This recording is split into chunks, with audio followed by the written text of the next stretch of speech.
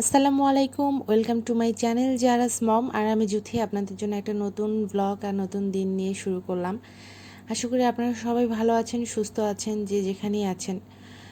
আর আজকে সকাল থেকে আমি অনেক কাজই করেছি। এটা নাস্তা খাওয়ার পর থেকে শুরু করলাম। আজকে অনেক সকাল সকাল উঠে গেছি, যারাও আজকে অনেক সকাল সকাল উঠে গেছে। আর ঘুমও ভেঙে গেছে। আসলে কিছুদিন ধরে কি জানি আমার কেন জানি ঘুম হচ্ছে না। তো প্রতিটা মেয়ের হয়তো বা বিবাহিত, বিশেষ করে বিবাহিত আপুদের সকালটা মনে হয় খুব দৌড়াদৌড়ির উপর হয়ে থাকে, তাই না? আমারও ওই একই অবস্থা। যদিও বা সকালবেলা যারার বাবাকে ওভাবে নাস্তা বানিয়ে দেওয়ার টেনশন থাকে না, আমি রাস্তার আগেই রেডি করে রাখি। ও গরম করে খেয়ে যায়, তা না হলে ও বাইরেই খায়। কারণ আমি সকালে একদমই উঠতে পারি না। আমার প্রচণ্ড মানে খারাপ একটা দিন যায় যদি আমি অনেক সকালে উঠি। তো এই যে সকালবেলা নাস্তা করেছি, মা মেয়ে আজকে দুজনেই নাস্তা করলাম। আর নাস্তা করার পর কালকে শাক নিয়ে এসেছে রাতে। তো ভাবছিলাম যে রাতেই এগুলো ঠিকঠাক করে রাখবো, কারণ আমি চেষ্টা করি যে রাতেই সব কেটে কুটে রাখার জন্য।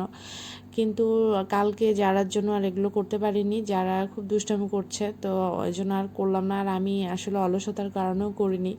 তো সকালবেলা এগুলো করছি, রান্নার প্রিপারেশন নিচ্ছি। আর ভাবলাম যে আজকে অনেক সকালে উঠেছি, তো ধীরে সুস্থেই কাজ করি, তবুও তাড়াহুড়ো করেই কাজ করতে হলো।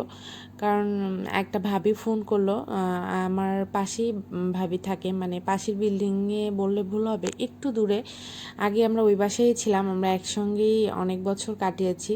তো ভাবি ফোন করলো যে ভাবি নাকি একটু মার্কেটে আসবে। তো বললো যে আসার সময় আপনার ওখানে যদি দেখি ঢুকতে পারি কিনা। তো আমি খুব রিকোয়েস্ট করলাম যে বাসার কাছে এসে আপনি ঢুকবেন না এমনটা হতেই পারে না, আপনি আসেন, এসে 10 মিনিট হলো বসে যান, গল্প করে যান। তো ওনারও দুইটা বাচ্চা যেহেতু, আর বাচ্চাকে নিয়ে বের হতে পারে না, এই জন্য আসে না। তো আজকে এখনকার দিনগুলো এমনই, কেউ কারো বাসায় আসলে শিডিউল করে যাওয়া হয় না, তাই না? হুটহাট করেই আসলে দেখা করতে হয়, তাছাড়া মনে হয় প্ল্যান পরিকল্পনা করে কিছুই হয় না। তো এই যে সকালবেলা তার জন্য তাড়াহুড়োই করছিলাম। আর আমি আজকে শাক ভাজি করব, লাল শাক। আর এই যে শিম কেটে নিয়েছি। এগুলো আগে আমি যখন কেটেছি ধুয়ে পরিষ্কার করে ধুয়ে টুয়ে কেটেছি, তবুও আরেকবার ধুয়ে নিচ্ছি। সবজি যদিও বা কাটার আগেই হচ্ছে ধোয়া উচিত, তারপরও হচ্ছে আমি কাটার পরও একবার ধুয়ে নিই। আমার কাছে মনে হয় কাটার পর আর একটু চেহারাটা কেমন কেমন হয়ে যায়, তো এই জন্য আমি আরেকবার করে ধুয়ে নিচ্ছি। আর রাতের বেলা কালকে যার বাবা মুরগি নিয়ে আসছে, তো মুরগি পরিষ্কার করে ঠিকঠাক করে রাতেই সব কিছু কেটে রেখেছি। আমার আবার মুরগির চামড়া খুবই পছন্দ। ও আগে মুরগির চামড়া ফেলিয়ে আসতো, কিন্তু এখন আমার পছন্দের জন্য আমি বলি যে না, কষ্ট হলো তুমি নিয়ে এসো, আমি কষ্ট হলো পরিষ্কার করব। তো কালকে পরিষ্কার করতে করতে বিরক্তও লাগছিল। যার বাবাকে বলছি যে কি একগুলো নিয়ে আসতো, আমার এত কষ্ট হচ্ছে। তো ও আমাকে বলছে যে তোমার পছন্দের জন্যই তো নিয়ে আসছি, তুমি আনতে বলেছো, নাহলে তো আমি পরিষ্কার করেই নিয়ে আসতাম। তো নিজেই আসলে নিজের বিপদে পড়েছে। কালকে অনেক রাত পর্যন্ত ওই কাজগুলো করে সব ঠিকঠাক করে রেখেছি। আর এই যে আমি শাকটা আসলে ভিজিয়ে রাখবো, কারণ শাকের মধ্যে অনেক বালি থাকে। আর আমার মনে হয় যে একটু ভিজিয়ে রাখলে তাহলে হচ্ছে বালি না থাকার সম্ভাবনা থাকে, কারণ অনেক ধোয়ার পরও অনেক সময় দেখা যাচ্ছে যে বালিটা থেকেই যায়। তো এই হলো অবস্থা। আসলে সংসারের কাজগুলো আমাদের যখন আমরা করি, যদি আমরা এনজয় না করি, তাহলে মনে হবে যে খুবই খুবই মানে বিরক্ত লেগে যায়, তাই না? তো এই জন্য আমি চেষ্টা করি যে প্রতিদিনই শরীরে এনার্জি, মনে এনার্জি নিয়ে আসার। কারণ সংসারটাকে গুছিয়ে রাখার জন্য, সংসারটাকে সুন্দরভাবে মেনটেন করার জন্য আমাদের মনের ফুর্তিটাও অনেক জরুরি আমি মনে করি। মাঝে মাঝে আমি আমার এনার্জি হারিয়ে ফেলি, একদমই কিছু করতে ইচ্ছা করে না, একদমই ভালো লাগে না, মনটা খুবই খারাপ হয়ে যায়। তখন জারার বাবাকে বলি, মানে ওকে বলি যে জারার বাবা, আমি আসলে ওকে জারার বাবা এখানে বলছি, যদিও বা জারার বাবা বলে ডাকা হয় না, কারণ আমরা মানে এভাবে আমিও ডাকি না, ও ডাকে না। তো এখানে বলছি, তো আমার কেমন জানি নিজেরই হাসি পাচ্ছে। তো যাই হোক, তো ওকে মাঝে মাঝে বলে যে আমার কিছুই ভালো লাগে না, তো আমাকে বলে তোমার তো প্রতিদিনই ভালো লাগে না, তোমার তো কখনো শুনলাম না যে তোমার ভালো লাগে।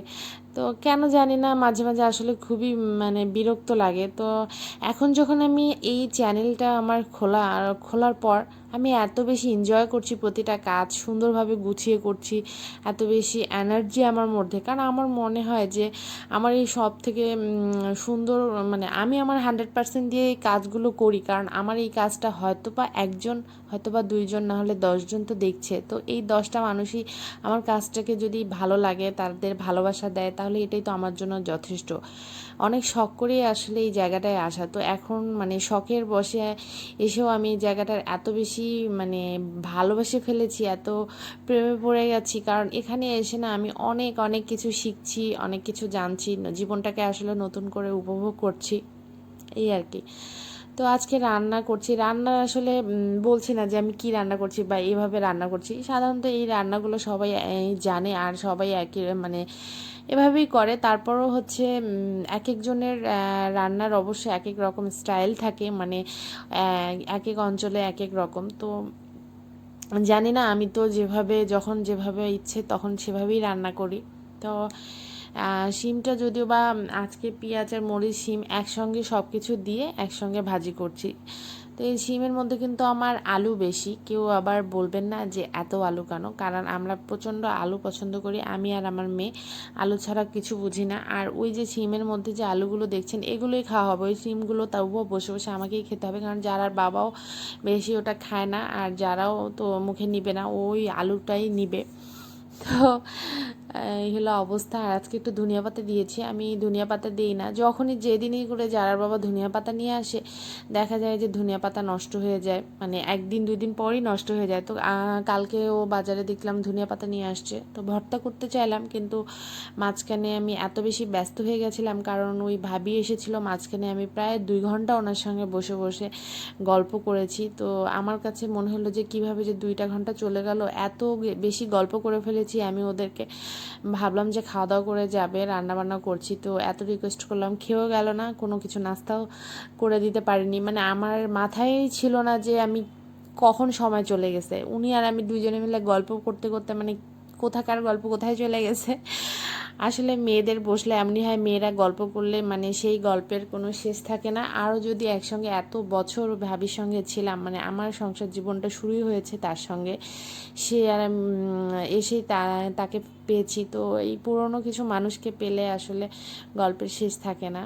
তো আমারও আজকে এই অবস্থা হচ্ছে, শেষে বাচ্চাদেরকে একটু ফল টল হাতে দিলাম, মানে আমার নিজেই পরে কেমন লাগছে যে আমি এটা কী করলাম, আমার ওদেরকে কিছুই খাওয়াতে পারলাম না, এত খাওয়ার জেদ করলাম, সেও খেয়েও গেল না, কারণ ভাইয়াও অফিস থেকে লাঞ্চে বাসায় আসবে, বাসায় এসে খাওয়া করবে, তো এই জন্য ভাবি চলে গেল তাড়াহুড়ো করে। তো অনেক দিন পর আমার লাল শাক নিয়ে এসেছে, শাক আসলে অনেক দিন ধরেই সেভাবে খাওয়া হয় না, কারণ শাকটা ইদানিং সেরকম ভালো পাওয়া যাচ্ছে না। তো আজকে লাল শাক দেখে ভালোই লাগলো যে যারাকে খাওয়াতে পারবো। তো এই যে আমার রান্না বান্নাও শেষ আজকে, আমি এই রান্নার ফাঁকে কিন্তু অনেক কাজ করেছি, মাঝখানে তো ঘর গুছিয়ে রেখেছি, তারপরে হচ্ছে কাপড় চোপড় সব ভিজিয়ে দিয়েছি, তারপর ঘর পরিষ্কার করে যারাকে হচ্ছে ফ্রেশ ট্রেশ করে দিলাম, দিয়ে ওকে নাস্তা খাওয়ানোর পর ওর পিছনে ঘুরঘুর ঘুরঘুর করছি, মানে অনেক কাজ করলাম। তারপরে এই যে থালাবাটিগুলো মেজে রাখলাম, এর মাঝে ভাবির সঙ্গে কথাবার্তা বলে তাকে বিদায়ও দিলাম। আজকে আবার ভাবলাম যে একটু ফ্রিজটা পরিষ্কার করব, তো এই জন্যেই আসলে তেমন কোনো কাজ করলাম না, মানে হাতের যেটুকু টুকটাক কাজ আছে সব শেষ করে ভাবলাম ফ্রিজটা পরিষ্কার করি। মানে ফ্রিজটা এত বেশি অপরিষ্কার হয়ে যায় কিছুদিন পর পর। এই যে যার বাবা আসলে ফুড কালার নিয়ে এসেছে, তো আমি ওটাই দেখাচ্ছি আপনাদের, আর আমিও নিজে দেখছি যে আয়নায় ফুড কালার দিয়ে কী করবো, আমি এমন বিশিষ্ট আধুনিক কিছুই রাখতে পারি না, তবুও ওকে এটা আনতে বলি ওটা আনতে বলি। কিন্তু দেখা যাচ্ছে যে আগে তো অনেক কিছু করার চেষ্টা করতাম, মানে না পারলেও আমি ওটার পিছনে সময় ঘন্টার পর ঘন্টা, কিন্তু বাবু হওয়ার পর থেকে না আর এনার্জি পাই না, মানে ভালো লাগে না, ওর পছন্দ অনুযায়ী কিছু একটা করে দিলাম ঠিক আছে, বাট নিজের শখের বসে কিছু খাওয়া দাওয়া আর ভালো লাগে না, এনার্জি কোথায় যেন হারিয়ে গেছে, বয়সের সঙ্গে সঙ্গে হয়তো বা এনার্জিও চলে যাচ্ছে। তো আমার ফ্রিজের অবস্থা খুবই খারাপ। যারার বাবা তো আমার উপর প্রচণ্ড রেগে গেছে এই ফ্রিজের এই অবস্থা দেখে। তো ভাবলাম যে না না তাড়াতাড়ি পরিষ্কার করি।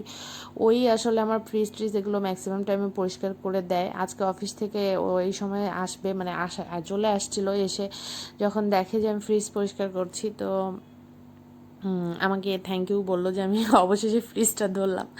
আর এই যে আমি যুদ্ধ চালাচ্ছি, কিছুতেই ওটা খুলছে না, মানে ওটার সঙ্গে মহাযুদ্ধ চালিয়ে ভাবলাম যে ভেঙেই যায় নাকি, তারপরে তো ফাইনালি খুলে গেল। তো ফ্রিজ পরিষ্কার করলাম। আর আমি এখানে আপনারা চাইলে, আমি এখানে সামান্য একটু ডিটারজেন্ট নিয়েছি, আর আপনারা চাইলে হচ্ছে ভিম লিকুইডও নিতে পারেন, নিয়ে অল্প খুবই সামান্য, যে কাপড়টাতে যাতে যায় ওই ইয়েগুলো যেন, ময়লাগুলো যাতে উঠে যায়। আর তারপরে লেবুর রস দিয়ে একটু পানি, আমার মনে হয় সব থেকে ভালো হয় একটু ঠান্ডা পানির মধ্যে লেবুর রস, অনেকগুলো 2-3টা লেবুর রস করে ঠান্ডা পানি দিয়ে পুরো ফ্রিজটা মানে ক্লিন করার পর তারপর আবার আরেকবার ক্লিন করলে সব থেকে ভালো হয়, ফ্রিজের গন্ধ একদমই থাকে না। তো আমি হচ্ছে এগুলো আজকে করার একটু একটু করে ট্রাই করলাম, কিন্তু আপনাদের সঙ্গে সম্পূর্ণটা শেয়ার করতে পারিনি, সরি। কারণ কারণ আমি যদি পুরো ভিডিও মানে সব কিছু আপনাদের সঙ্গে শেয়ার করি তাহলে হচ্ছে পুরো 1 ঘন্টা পার হয়ে যাবে, তারও বেশি সময় লাগবে। আমি এমনি ভিডিওটা আমার অনেক বড় হয়েছিল, পরে তাড়াহুড়ো করে কেটে কেটে কেটে কেটে আর কি দেখানোর চেষ্টা করছি। এই যে আমার ফ্রিজের অবস্থা, আমি এগুলো সবগুলোই ধুয়ে নিয়েছি। তো ধুয়ে নেওয়ার পরে আর কি এটা পরিষ্কার করলাম, পরিষ্কার করার পর ওগুলো দিচ্ছি আসলে। আর আপনাদেরকে মানে বলে রাখি, আমি কিন্তু এগুলো যখন পরিষ্কার করছি করার মানে ফ্রিজটা আগে একদম ভালো করে আগে ওয়াশ করে নেওয়ার পর যখন একটু শুকিয়ে গেছে, তারপরে আমি লেবু একটু পানির মধ্যে ভিজিয়ে লেবুর রস দিয়ে পানি মানে লেবু পানি দিয়ে ভিতরটা আগে পরিষ্কার করে শুকিয়ে নিয়েছি। ততক্ষণ আমার ফ্রিজটা তো খোলাই ছিল, কারণ যেহেতু ফ্রিজে কাজ করতে, তো ফ্রিজ অফ করে রেখেছি, তারপর এগুলো ওয়াশ করে রেখেছি। আর এই যে আমার ডিমের স্ট্যান্ডটা ভেঙে গেছিলো, তো এ কারণে আমার ডিম এখানেই রাখতে হলো। অনেক আগেই ডিমের স্ট্যান্ড আমার কাছে ভেঙে গেছিলো। তো ফাইনালি আমার মোটামুটি পরিষ্কার করা শেষ। আমি যতটুকু পেরেছি আজকে পরিষ্কার করলাম, আর উপরেরটা পরিষ্কার করিনি, উপরের ডিপটা। তো এর আগের দিন অবশ্য আমার ডিপ ফ্রিজটা পরিষ্কার করেছি, তো ওটার সঙ্গে ওটা যখন পরিষ্কার করি তো ওটার জন্য আমার যুদ্ধ করতে লাগে, এজন্য আপনাদের সঙ্গে শেয়ার করলাম না। তো আপনাদেরকে একটা টিপস দিই, জানি এই টিপসটা সবারই কাজে মানে সবাই জানে, আর তবুও কাজের যেহেতু, তো ভাবলাম যে আপনাদের সঙ্গে শেয়ার করি। তো ফ্রিজকে যখন পরিষ্কার করে রাখবেন, তো রাখার পর আপনারা অবশ্যই 2 ফালি বা 3 ফালি লেবুর রেখে দিবেন ফ্রিজের ভিতরে, তাহলে ফ্রিজের কোনো দুর্গন্ধ আসে না।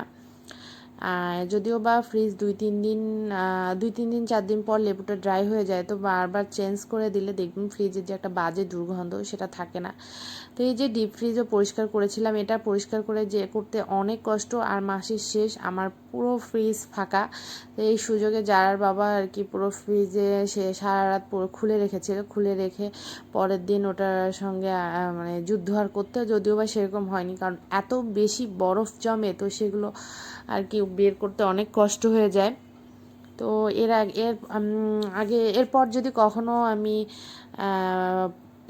মানে পরিষ্কার করি, তো অবশ্যই আপনাদের সঙ্গে শেয়ার করব। ওটা করতে অনেক কষ্ট লাগে। আর এই যে কাজটা শেষ করে প্রায় অনেক বেলা হয়ে গেছে, তো যারাকেও গোসল করে দিলাম, ওরও আজকে কষ্ট। আর গোসল করার পর এই যে এটার উপরে উঠে সবসময় সে বসবে, সে নিজের মতো করে সব কিছু করবে। তো মাঝে মাঝে অনেক কিছুই বায়না করে, যদিও বা সব বায়নাই শুনি না, আবার মাঝে মাঝে 2-1টা বায়না শোনার চেষ্টা করি। ছোট মানুষ যেহেতু, সব আবদারই যদি অপূর্ণ রাখি তাহলে একটু হয়তো বা কষ্টই পাবে। তো এই জন্য ওকে ওখানে বসিয়ে দিয়ে আমি বললাম যে দাও তোমার একটু ভিডিও করি। তো ও বলছে যে তাহলে আমি আন্টিদেরকে এই আমার শ্যাম্পু দেখাবো, মানে আশেপাশে সবাইকে এগুলো দেখিয়ে বেড়াচ্ছে, তো আপনাদের সঙ্গেও শেয়ার করলো। এই অবস্থা। তো আমাদের মা মেয়ের গোসল শেষ, খাওয়া শেষ, আর এখন প্রায় 4টা বেজে গেছে, কারণ আজকে অনেক কাজ করেছি, আর এত কাজ প্রতিদিন থাকে না।